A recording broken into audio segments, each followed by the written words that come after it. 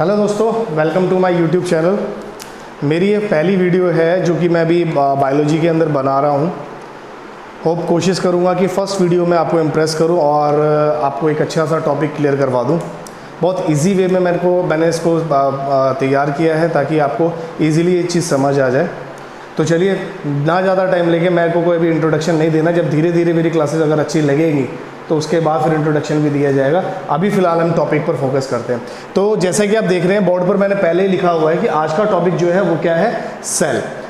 क्यों मैंने सेल से स्टार्ट किया? बायोलॉजी के अंदर और भी बहुत सारे टॉपिक हैं, चाहे आप 11th की क्लास ले लें या 12th की या नीट की। सेल सबसे मेन टॉपिक इसलिए कहा जाता है क्योंकि पूरी बायोलॉजी की जो स्टार्टिंग होती है वो सेल से ही होती है। ठीक है, तो आज इसलिए हम लोग सेल का टॉपिक पढ़ रहे हैं।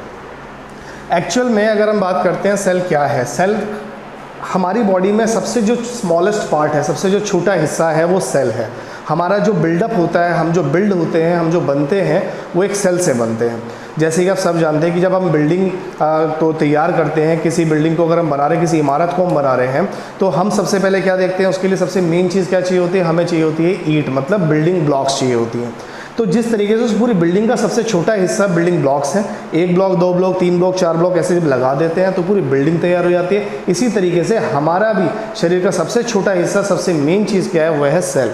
तो ऐसी 1 सेल, 2 सेल, 4 सेल, 5 सेल, ऐसे जब बहुत सारी सेल डिवाइड हो जाती हैं तब जा करके एक कंप्लीट एनिमल, ये कंप्लीट प्लांट तैयार होता है। जैसे कि मैं आपके सामने खड़ा हूँ, तो मैं क्या हूँ? अ ग्रुप ऑफ सेल, मतलब बहुत सारी सेल से मिलकर बना हुआ। तो यहाँ पर हम उसी सेल के बारे में बात करते हैं। सबसे पहले सेल के बारे में कुछ ये जान लेते हैं कि सेल की स्टडी को क्या बोलते हैं। तो हम बोलते हैं सेल की स्टडी को साइटोलॉजी। एक्चुअल में ध्यान रखना बच्चों, जहाँ पर भी साइटो लिखा हो, साइटो का मतलब क्या होता है? सेल, और लॉजी का मतलब क्या होता है? स्टडी। तो साइटोलॉजी का मतलब क्या हुआ? सेल की स्टडी हो गई। ऐसे ही मैं बोलूँ आपको, अगर ऑन्कोलॉजी हो गई तो ऑन्कोलॉजी क्या हो गया? कैंसर के ऊपर स्टडी हो गई। अगर हम बोलते हैं न्यूरोलॉजी क्या है, तो न्यूरो मतलब क्या होता है? ब्रेन, और लॉजी मतलब क्या होता है? स्टडी। तो इसका मतलब ब्रेन के ऊपर स्टडी हो गई। तो साइटो मतलब सेल, हमें याद रखना है, और लॉजी मतलब स्टडी होता है। तो सेल का स्टडी करना उसे हम क्या बोलते हैं? साइटोलॉजी बोलते हैं।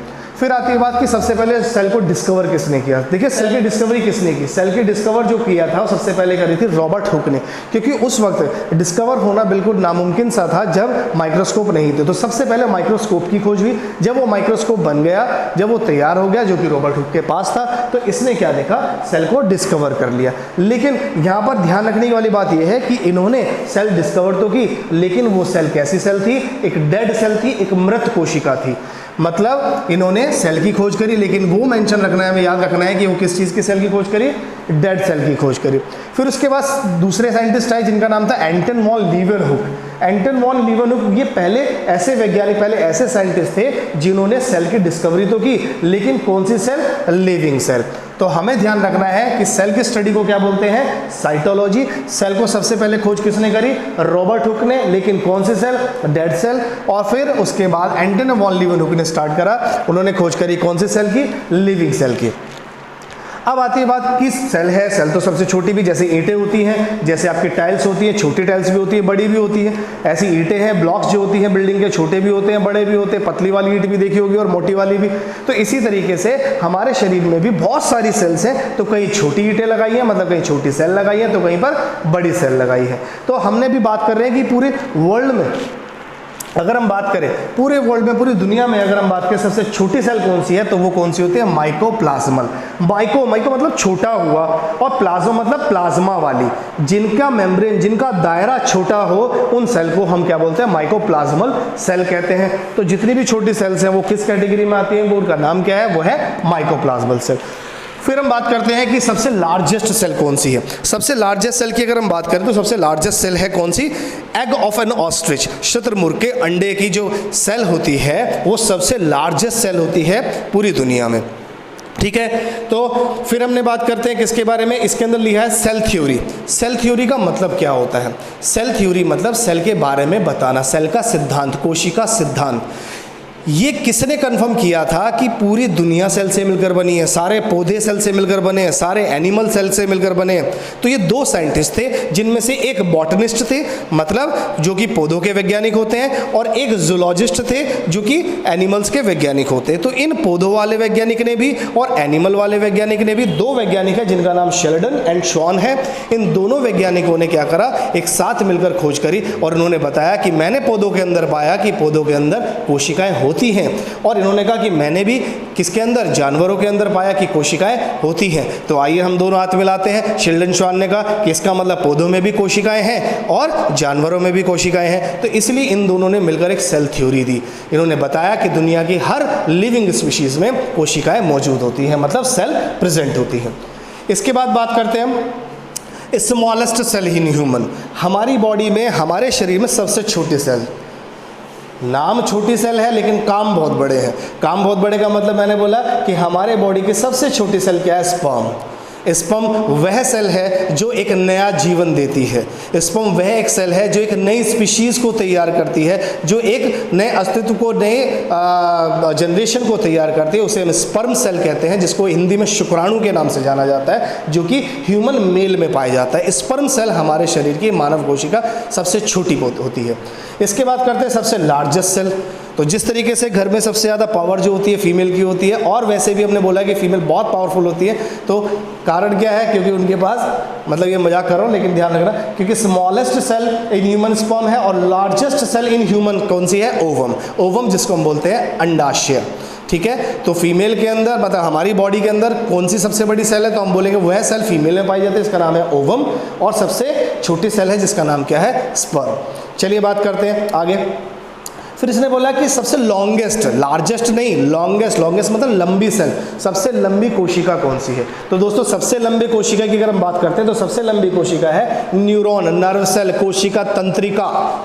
तंत्रिका का मतलब यहाँ तंत्र मंत्र नहीं है, तंत्रिका का मतलब है हमारी बॉडी के अंदर पाए जाने वाली नर्व सेल। नर्व सेल जो हमारी बॉडी को कंट्रोल कर रही है। मैं आपसे बोल रहा हूँ, कम्युनिकेट कर रहा हूँ, मेरे को पता लग रहा है कि अभी एसी चल रहा है, नहीं चल रहा है, मेरे को पता लग रहा है कि ये बोर्ड है, ये ट्यूबलाइट है, और मेरे हाथ में मार्कर है, और ये मैंने माइक पकड़ा हुआ है क्योंकि आवाज़ साफ नहीं आ रही। तो ये सब चीज़ें कौन करवाता है, वह सब चीज़ें, ये सभी की सभी चीज़ें हमारी बॉडी के अंदर नर्व सेल मतलब न्यूरॉन सेल करवाती है। और वह न्यूरॉन सेल सबसे लॉन्गेस्ट सेल में आती है, सबसे लंबी सेल। हमारी बॉडी में लंबाई की अगर हम बात करें तो सेल कौन सी है, लॉन्गेस्ट न्यूरॉन। अच्छा, हमारी बॉडी में नॉन डिवाइडिंग सेल भी न्यूरॉन है। न्यूरॉन को नॉन डिवाइडिंग सेल में इसलिए कह रहा हूँ कि हमारी बॉडी के अंदर सेल डिवाइड होती है एक टाइम पर, न्यूरॉन, फिर उसके बाद ये डिवीजन होना बंद कर देती है। हमारे शरीर की सिर्फ एकमात्र कोशिका ऐसी है ये, ठीक है, जो दोबारा से डिवाइड नहीं करती। अगर ये डिस्ट्रॉय हो जाती है तो इसका रीजनरेशन नहीं होता है। इसके बाद फास्टेस्ट डिवाइडिंग सेल मतलब सबसे तेज़ी से डिवाइड होने वाली कोशिका। आपने सुना है कि अगर हमारी बॉडी के अंदर लीवर ख़राब हो जाता है तो हम क्या करते हैं, लीवर ट्रांसप्लांटेशन कर लेते हैं। लीवर ट्रांसप्लांटेशन का मतलब होता है कि हाफ लीवर ट्रांसप्लांट भी कर लेते हैं, किसी का हाफ ले लिया तो वो जल्दी से बॉर्न कर जाता है, ठीक है ना। तो जल्दी से लीवर अगर ग्रोथ होता है वो उसका कारण यही है क्योंकि लीवर के सेल सबसे तेज़ी से ग्रो करते हैं। इसीलिए हम इसने बोला फास्टेस्ट डिवाइडिंग सेल किसकी है, लीवर की सेल होती है। समझ गए मेरी बात। तो मैं एक बार दोबारा से रिपीट कर देता हूँ कि हमारी सेल की स्टडी को साइटोलॉजी मतलब सेल की स्टडी कहते हैं। और सबसे पहले डिस्कवर किसने करी, डेड सेल डिस्कवर किसने करी, तो रॉबर्ट हुक है। सबसे पहले सेल डिस्कवर करी, लिविंग सेल किसने करी, तो वो एंटन वॉन लीवनहुक है। पूरी दुनिया की सबसे छोटी सेल कोशिका का नाम क्या है, उसका नाम है माइकोप्लाज्मल सेल। सबसे बड़ी सेल किसमें पाई जाती है, एग ऑफ एन ऑस्ट्रिच में पाई जाती है।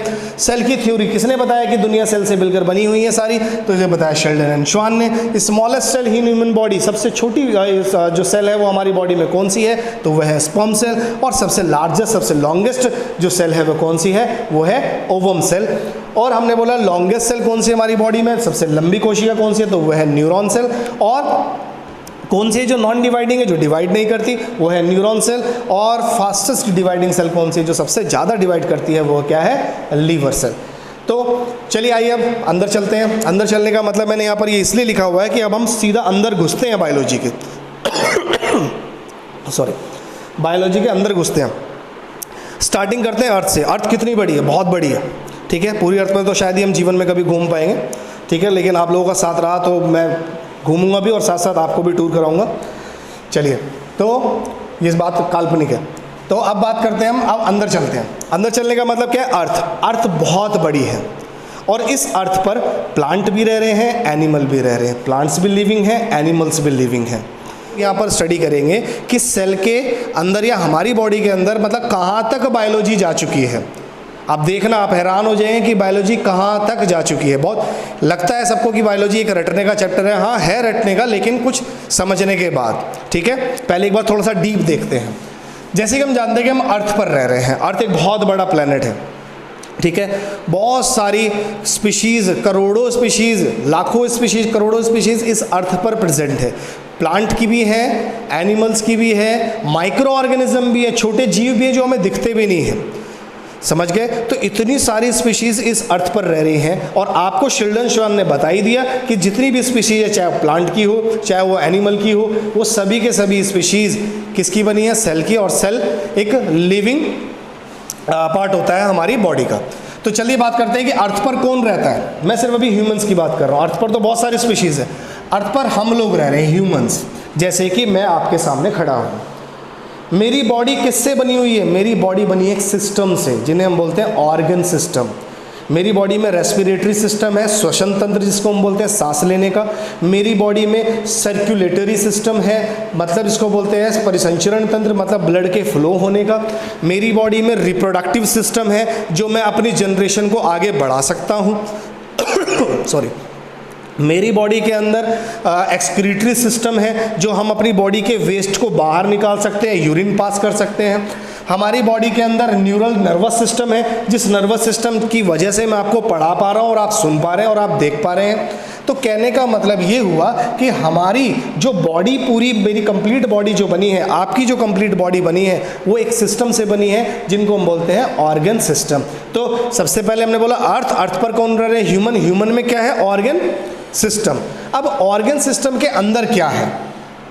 अब ये ऑर्गन सिस्टम किस चीज़ के बने? ये सब बने हैं टिश्यूज़ के, सॉरी ऑर्गन्स के, सॉरी ऑर्गन्स के बने हुए हैं। अब ऑर्गन क्या है? मेरे पास लीवर है, मेरे पास हार्ट है, मेरे पास पैनक्रियाज है, आपके पास भी है। ये सारे ऑर्गन्स मिलकर किसे बनाते हैं? ऑर्गन सिस्टम को। तो मैंने क्या बोला? हम लोग ह्यूमन है, हमारी बॉडी में क्या है? Organ system. ऑर्गन सिस्टम में क्या है? ऑर्गन्स। अब ऑर्गन्स के अंदर क्या होते हैं? टिश्यू। ये टिश्यू जिसको हम हिंदी में उत्तक कहते हैं। ठीक है, टिश्यू से मिलकर बने हुए। अब टिश्यू क्या है? ये टिश्यू है हमारे पास, एपिथेलियल टिश्यू, जिस पर हेयर आ रहे हैं। सबसे ऊपर की जो डेड स्किन होती है, ये एपिथेलियल टिश्यू की मिलकर बनी हुई है। सॉरी दोस्तों, बीच में कॉल आ गई थी। ठीक है, रिंगटोन आपने सुनी ली, कौन सी लगाई हुई है?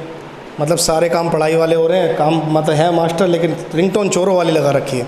चलिए बात करते हैं कहाँ पर थे हम। तो हमने बोला कि अगर हम बात करते हैं, हम कहाँ रहते हैं? अर्थ पर। अर्थ पर कौन है? ह्यूमन। ह्यूमन में क्या है? Organ system. ऑर्गन सिस्टम किससे मिलकर बना हुआ है? हमारा सिस्टम किससे मिलकर? ऑर्गन से। और ऑर्गन किससे मिलकर बने? टिश्यू से। अब ये टिश्यू क्या चीज़ है? हमारी बॉडी पर जितने भी ये स्किन है, ये स्किन हो गई, हमारा लीवर हो गया, हमारे क्या कहते हैं हार्ट हो गया, हमारा पैनक्रियाज हो गया, हमारी बॉडी के जितने भी ऑर्गन्स हैं वो एक टिश्यू से मिलकर बने हुए हैं। समझ गए? टिश्यू से मिलकर बने हुए हैं। जैसे एपिथेलियल टिश्यू स्किन का टिश्यू हो गया, कार्डियक टिश्यू आपका हार्ट का हो गया, कनेक्टिव टिश्यू आपके ये कार्टिलेज, कान। ठीक है, कनेक्टिव टिश्यू आपके क्या कहते हैं बोन्स, कनेक्टिव टिश्यू आपके क्या कहते हैं ब्लड। तो ब्लड एक कनेक्टिव टिश्यू है, बोन्स एक कनेक्टिव टिश्यू है। समझ रहे हो? ठीक है, कार्टिलेज एक कनेक्टिव टिश्यू है। तो ये सारे टिश्यूज़ मिलकर के इन सब ऑर्गन्स को तैयार करते हैं। ये ऑर्गन मिलकर के ऑर्गन सिस्टम तैयार करते हैं और ऑर्गन सिस्टम मिलकर के एक ह्यूमन को तैयार करते हैं। तो चलिए अब बात आती है कि टिश्यू किसका मिलकर बना हुआ है। तो टिश्यू जो मिलकर बनता है वो बनता है सेल। सेल मतलब कोशिकाओं से मिलकर बनता है। जब बहुत सारी सेल इकट्ठी हो जाती हैं, ठीक है, जब बहुत सारी सेल इकट्ठी हो जाती हैं, जैसे लीवर की हेपेटिक सेल है, जैसे क्या कहते हैं हार्ट की कार्डियक सेल है, ठीक है, जैसे आपकी नर्वस सिस्टम, मतलब आपके नर्वस सिस्टम की कौन सी है? न्यूरॉन, नर्व एक सेल है। ठीक है, तो ये जितनी भी सेल्स जब इकट्ठी होती हैं, नर्व वाली अपनी अलग इकट्ठी हो रही हैं, हार्ट वाली अपनी अलग इकट्ठी हो रही है, तो ये सब मिलकर के एक ग्रुप ऑफ सेल क्या बनाता है? टिश्यू बनाता है। तो टिश्यू किसने बनाया? सेल ने मिलकर बनाया। अब बात करते हैं सेल में क्या है। तो सेल में होती है भाई साहब सेल ऑर्गेनेलीज। Cell organelles. अब ये वर्ड सेल ऑर्गेनेलीज मतलब सेल के अंदर रहने वाले छोटे छोटे ऑर्गन। जैसे मेरी बॉडी क्या है, हमारी बॉडी क्या है? अगर अपनी बात करें तो मेरी बॉडी बड़ी है, तो मैंने क्या बोला, मेरी बॉडी में क्या ऑर्गन। अब सेल एक छोटी सी चीज़ है, बहुत ही छोटी होती है सेल। सेल के अंदर छोटी सी चीज़ को क्या ऑर्गन नहीं कहेंगे, सेल ऑर्गन नहीं, सेल ऑर्गेनली। ये उसी तरीके से जैसे कि बड़ा क्या होता है स्कूटर, और गांव में स्कूटर के साथ वाली छोटी क्या बोलते हैं स्कूटरी। तो जिस तरीके से स्कूटर की स्कूटरी होती है, ऐसे ही हमारे बॉडी में ऑर्गन होते हैं, लेकिन सेल के अंदर ऑर्गेनली होती हैं। ठीक है, अब वो ऑर्गेनली कौन सी है? माइटोकॉन्ड्रिया है, एंडोप्लाज्मिक रेटिकुलम है, गोल्जी एपरेटस है जिसको गोल्जी बॉडीज के नाम से भी जानते हैं। ठीक है, ये जितने भी इसके अंदर प्रेजेंट है, क्लोरोप्लास्ट है, ठीक है, ये सब क्या होती है? सेल ऑर्गेनलीज होती है। अब इन सेल ऑर्गेनली में सबसे इंपॉर्टेंट जो है वो कौन है? वो है न्यूक्लियस। इसलिए मैंने यहाँ पर ऑर्गेनलीज में न्यूक्लियस को मेंशन करा। ये नहीं कि ऑर्गेनली है, मैंने इसलिए मेंशन करा क्योंकि ये इंपॉर्टेंट है, ये मेन है। ठीक है, तो सेल ऑर्गेनली, सेल ऑर्गेनली के बाद क्या आता है? न्यूक्लियस। न्यूक्लियस की अगर हम बात करें तो ये दिख रहा है न्यूक्लियस आपको। न्यूक्लियस जिसको हिंदी में बोलते हैं केंद्रक। ये प्लांट सेल में भी पाया जाता है न्यूक्लियस, एनिमल सेल में भी पाया जाता है, लेकिन हमारी बॉडी में एक सेल है जिसको बोलते हैं RBC, red blood cell, erythrocyte जिसको बोलते हैं लाल रक्त कोशिकाएं। रेड ब्लड सेल, इरेथ्रोसाइट, लाल रक्त कोशिकाएं, उसमें ये न्यूक्लियस नहीं पाया जाता। बाकी हमारी बॉडी में जो सेल है उनमें न्यूक्लियस है। तो हमने बोला कि ह्यूमन में ऑर्गन सिस्टम में ऑर्गन में टिश्यू, टिश्यू में सेल, सेल के ऑर्गेनली में न्यूक्लियस। ठीक है, न्यूक्लियस क्यों इंपॉर्टेंट है? न्यूक्लियस के अंदर होता है क्रोमेटिन, क्रोमेटिन में होता है क्रोमोसोम, क्रोमोसोम में होता है डीएनए, और डीएनए में होता है जीन्स, और यही जीन बताता है हमारी शक्ल कैसी होगी। इस छोटे से हिस्से को समझाने के लिए मैंने यहाँ पर डायग्राम दिया हुआ है। तो मैंने आपको क्या बताया कि हमारे पास क्या है? सेल। ये सेल है, ये सेल के चारों तरफ एक दीवार है जिसको हम बोलते हैं सेल वॉल, मतलब कोशिका भित्ति कहते हैं। ठीक है, इस सेल वॉल के अंदर क्या? सेल मेम्ब्रेन, जो ब्लू वाली दिख रही है इसको हम बोलते हैं प्लाज्मा मेम्ब्रेन, सेल मेम्ब्रेन, या हम इसको बोलते हैं प्लाज्मा झिल्ली या कोशिका झिल्ली। ठीक है, तो इस मेम्ब्रेन के अंदर क्या है? सब मैंने आपको बताया सेल ऑर्गेनली। क्या है? Cell organelle. ठीक है, इन सेल ऑर्गेनली में मैंने इंपॉर्टेंट किसे बताया? न्यूक्लियस। चलिए न्यूक्लियस को बाहर उठा लाते हैं, उस ब्लू वाले न्यूक्लियस को बाहर उठा लाते हैं। तो जब इस न्यूक्लियस को बाहर उठा के लेकर आया तो मैंने इसके अंदर देखा इसके चारों तरफ छोटे छोटे छोटे छोटे छोटे छिद्र हैं, छेद हैं। उनको हमने नाम दिया न्यूक्लियर पोर, न्यूक्लियस के छेद, न्यूक्लियस के छिद्र। ठीक है, पोर मतलब होता है छिद्र, मतलब छेद, तो न्यूक्लियर पोर बोल दिया। इनका काम क्या है ये मैं आपको अगले टॉपिक में बताऊंगा। फिर इस न्यूक्लियस के अंदर भी एक और न्यूक्लियस है, इसको हम बोलते हैं न्यूक्लियोलस। क्या बोलते हैं? न्यूक्लियोलस। तो इसका भी काम आगे पता लगेगा, अभी हम सिर्फ सेल के बारे में बात कर रहे हैं। तो मैंने आपको बताया कि सेल, सेल ऑर्गेनली, ऑर्गेनली में न्यूक्लियस, न्यूक्लियस में रहता है क्रोमेटिन। ये रेड वाला जो पोर्शन है ये सारा क्या है? इसे हम बोलते हैं क्रोमेटिन। एक्चुअल में एक साइंटिस्ट ने, पहले तो माइक्रोस्कोप आया, कंपाउंड माइक्रोस्कोप, नॉर्मल माइक्रोस्कोप आए, उन्होंने सेल को देखा। फिर थोड़ा सा और अच्छे माइक्रोस्कोप आए, सेल से न्यूक्लियस में घुस गए, और अच्छे माइक्रोस्कोप आए। तो जब वो माइक्रोस्कोप से देखा गया तो न्यूक्लियस के अंदर इस प्रकार की थ्रेड मिली, और उसको जब स्टेन किया गया, उस पर एक लिक्विड डाला गया, लिक्विड डालने के बाद वो शाइन करने लगी, वो चमकने लगी, इसलिए इनका नाम रख दिया क्रोमा। क्रोमा मतलब चमकता हुआ, मतलब शाइनिंग। ठीक है, टिन मतलब थ्रेड, क्रोमेटिन मतलब चमकता हुआ धागा, इन्होंने उसका नाम दे दिया। तो अब जब इस चमकते हुए धागे को और अच्छे इस माइक्रोस्कोप से जूम करके देखा तो ये तो ऐसा स्ट्रक्चर दिखाई दिया। तो उन्होंने बोला कि यार ये क्या है? क्रोमोसोमा, क्रोमोसोमा। ठीक है, मतलब क्रोमोसोम। तो क्रोमो मतलब कलर्ड, जोमा मतलब बॉडी, एक कलर्ड बॉडी का नाम दिया। तो एक्चुअल में क्रोमोसोम नाम की चीज़ होती ही नहीं है, एक्चुअल में क्रोमेटिन नाम की चीज़ है ही नहीं। ये क्या है? ये एक अपीयरेंस है कि जब हम माइक्रोस्कोप से देखते हैं तो ये हमें ऐसे दिखाई देगी, तो हम इसका नाम रखें क्रोमेटिन। जब और जाके जूम करेंगे तो इसका नाम रखेंगे क्रोमोसोम। और जब मैंने इसको और जूम करके देखा, ये स्टेजेस हैं, एक्चुअल में ये स्टेजेस हैं। इस स्टेज पर ऐसी शेप ले लेगा, इस स्टेज पर ऐसी शेप ले लेगा, वो स्टेजेस आगे पढ़ेंगे। तो जब ऐसी शेप ले ले क्रोमेटिन, ऐसी शेप ले क्रोमोसोम, और जब और जूम करके देखा तो पता लगा ये क्या है? डीएनए। तो अगर आपसे कोई पूछता है, अगर आपसे कोई पूछता है कि सेल के अंदर, न्यूक्लियस के अंदर क्या पाया जाता है, तो आप क्रोमेटिन नहीं बोलेंगे, आप क्रोमोसोम नहीं बोलेंगे, आप बोलेंगे genetic material, DNA. Genetic material DNA हमारे न्यूक्लियस में पाया जाता है। और इस डीएनए के ही छोटे छोटे हिस्सों पर, बहुत लंबी चेन है डीएनए की, बहुत लंबी चेन होती है डीएनए की, और डीएनए के छोटे छोटे छोटे छोटे हिस्सों पर इंफॉर्मेशन होती है, और उन्हीं इंफॉर्मेशन को हम क्या बोलते हैं? जीन्स। यही जीन्स बताते हैं हमारे स्ट्रक्चर कैसा होगा, हमारी स्किन का कलर कैसा होगा, हमारी हाइट कैसी होगी, हमारे बोन्स का स्ट्रक्चर कैसा होगा, हमारे कान कैसे, हमारे आँख, हमारे नोज़, हमारे लिप्स, हमारे टीथ, ठीक है, ये हमारे बॉडी का कलर, ये सब ये जीन्स बताएंगे। तो जीन्स किसका पार्ट है? जीन्स डीएनए का पार्ट है। डीएनए किसका पार्ट है? अंदर नीचे से ऊपर चल रहे हैं, तो हमने क्या बोला? जीन्स किसका पार्ट है? डीएनए का पार्ट है। डीएनए किसका पार्ट है? क्रोमोसोम का पार्ट है। क्रोमोसोम किसका पार्ट है? तो हमने बोला क्रोमेटिन का पार्ट है। क्रोमेटिन कहाँ रहता है? तो हम कहेंगे न्यूक्लियस में रहता है। न्यूक्लियस कहाँ रहता है? तो हम कहेंगे सेल में रहता है। सेल कहाँ रहती है? तो सेल टिश्यू में रहती है। टिश्यू कहाँ रहते हैं? टिश्यू ऑर्गन में रहते हैं। और ऑर्गन कहाँ रहते हैं? ऑर्गन सिस्टम में रहते हैं। ऑर्गन सिस्टम कहाँ रहता है? ह्यूमन बॉडी में रहता है। और ह्यूमन बॉडी कहाँ रहती है? मैं यहां रह रहा हूं, तुम वहां रह रहे हो। समझ गए? मतलब हम अर्थ पर रह रहे हैं। तो समझ गए? तो अभी हमने मैं थोड़ा सा आपको रिव्यू दे रहा हूँ कि हमने क्या पढ़ा। सेल की स्टडी को साइटोलॉजी कहते हैं। फिर हमने डिस्कवरी पढ़ी, रॉबर्ट हुक ने सबसे पहले सेल को डिस्कवर करा, डेड सेल को। फिर हमने बोला कि लिविंग सेल करी एंटोनी वॉन लीeuwenhoek ने सबसे पहले सर्च करा। फिर सबसे छोटी सेल को बोलते हैं माइकोप्लाज्मल सेल। सबसे लार्जेस्ट सेल किसकी है? शुतुरमुर्ग के अंडे की है। फिर हमारी सेल थ्योरी किसने बताया कि दुनिया सेल से मिलकर बनी है? तो हमने बोला शेल्डन एंड शॉन ने। फिर smallest cell in human body, हमारी बॉडी में सबसे छोटी सेल कौन सी है? तो हमने बोला sperm cell. Largest human body के अंदर कौन सी सेल है? तो हमने बोला ओवम, मतलब अंडाशय। और फिर हमने लॉन्गेस्ट लंबी सेल के बारे में बात करी, तो हमने बोला न्यूरॉन। फिर हमने बोला कि कौन सी जो डिवाइड नहीं करती, तो हमने बोला न्यूरॉन। कौन सी है जो डिवाइड करती है बहुत तेजी से? वो लीवर है। फिर हमने कहा कि अर्थ पर कौन रहता है? ह्यूमन। ह्यूमन किस चीज़ का बना है? ऑर्गन सिस्टम का। ऑर्गन सिस्टम किस चीज़ का बना है? ऑर्गन्स का। ऑर्गन किस चीज़ के बने हैं? टिश्यू के। टिश्यू किस चीज़ की बनी है? सेल की। सेल में क्या है भाई? ऑर्गेनेलीज है। ऑर्गेनेलीज में सबसे अच्छी चीज़ कौन सी है भाई? तो न्यूक्लियस है। न्यूक्लियस में ऐसा क्या है भाई? न्यूक्लियस में क्रोमेटिन है। क्रोमेटिन में ऐसा क्या है? उसमें क्रोमोसोम है। क्रोमोसोम में क्या है? डीएनए। अच्छा ठीक है, समझ आ गया कि डीएनए सबसे इंपॉर्टेंट क्यों है? क्योंकि डीएनए के अंदर है जीन, और जीन बताते हैं हमारे स्ट्रक्चर, हमारी शक्ल कैसी होगी, है बताता है कि शक्ल कैसी होगी। समझ गए? ठीक है। फिर हमने बोला कि इसको दिखाओ कैसे होता है, तो हमने बोला ये रही सेल, ये रहा न्यूक्लियस। न्यूक्लियस को देखा तो न्यूक्लियस के चारों तरफ छेद होते हैं, जो पढ़ाएंगे हम अगली क्लास में। फिर हमने बोला इसके अंदर ये क्या है? ये है क्रोमेटिन। क्रोमेटिन क्यों नाम रखा गया? क्योंकि ये चमकता हुआ होता है। फिर इस क्रोमेटिन में क्या है? तो हमने बोला इसमें है क्रोमोसोम। क्रोमोसोम में क्या है? तो हमने बोला डीएनए। डीएनए के छोटे छोटे हिस्से को क्या बोलते हैं? हम जीन्स बोलते हैं। और जिन जीन्स का काम क्या होता है? आपके कैरेक्टर्स को बताने का काम होता है। तो ये सारी चीज़ें हमने पढ़ी।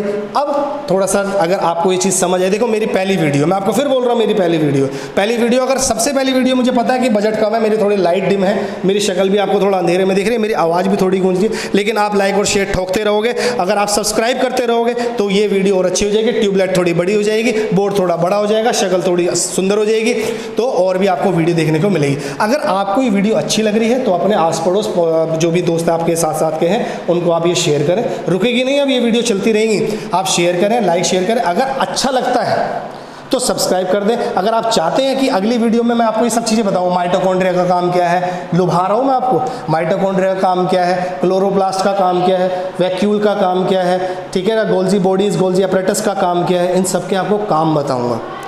ठीक है, इन सब के आपको काम बताऊंगा कि इन सब की वर्किंग क्या है। तो इन सब की वर्किंग अगर आपको देखनी है तो आपको मेरा चैनल सब्सक्राइब करना पड़ेगा। ठीक है, सब्सक्रिप्शन के लिए मैं आपको बता रहा हूँ कि सब्सक्राइब करेंगे तो आपको नोटिफिकेशन पहुँच जाएगी। ये सब आप जानते ही हैं कि आप घर पे बैठे बैठे यही चीज़ें देख रहे हैं, सब लोग सब बोल ही रहे हैं शेयर करने के लिए, तो नोटिफिकेशन मिल जाएगी तो आपको अगली वीडियो भी मिल जाएगी, वीडियो मिल जाएगी तो आपको इसी तरीके से कुछ समझ आ जाएगा। और कोशिश करूंगा, अभी मैं थोड़ा सा ज़्यादा लंबा बोल रहा हूँ, लेकिन और कोशिश करूंगा और शॉर्ट करूं ताकि कम से कम समय में ज़्यादा से ज़्यादा आपको नॉलेज दे सकूँ। अगर आपको सच में समझ आई है, अगर आपको सच में समझ आई है वीडियो और पहली वीडियो आपको मेरी पसंद आई है तो प्लीज़ सब्सक्राइब करें और शेयर करें, लाइक कर दें। लाइक जितने कर सकते हो कर दीजिए, शेयर जितने कर सकते हो कर दीजिए, वो आपके ऊपर है। ठीक है, अगली वीडियो अगर आप देखना चाहते हैं तो मैं अब आपको अपना नाम बताया तो मेरा नाम है जावेद चौधरी, जो कि मैं 10 साल से कम बायोलॉजी की क्लासेस ले रहा हूँ, लेकिन फर्स्ट टाइम ऑनलाइन में क्लासेस ली है, फर्स्ट टाइम मैंने ऑनलाइन वीडियो बनाई है। अगर आपको अच्छी लग रही है तो मेरा थोड़ा धैर्य बना रहेगा और मैं आगे भी और वीडियो बनाता रहूँगा। तो इसलिए सब्सक्राइब करे बिना ना जाए, शेयर करे बिना ना जाए, लाइक करे बिना ना जाए, और अगर जा रहे हैं तो फिर कुछ नहीं होगा, कुछ भी नहीं होगा, फिर कोई दिक्कत नहीं, मैं और किसी से बोल दूंगा, तुम देख लेना। ठीक है, चलिए ठीक है, और इतना ही आज के बारे में बात करते हैं, फिर अगली वीडियो मिलते हैं। ठीक है, तब तक के लिए नमस्कार, जय हिंद, जय भारत, पढ़ते रहो और बढ़ते रहो। Thank you very much.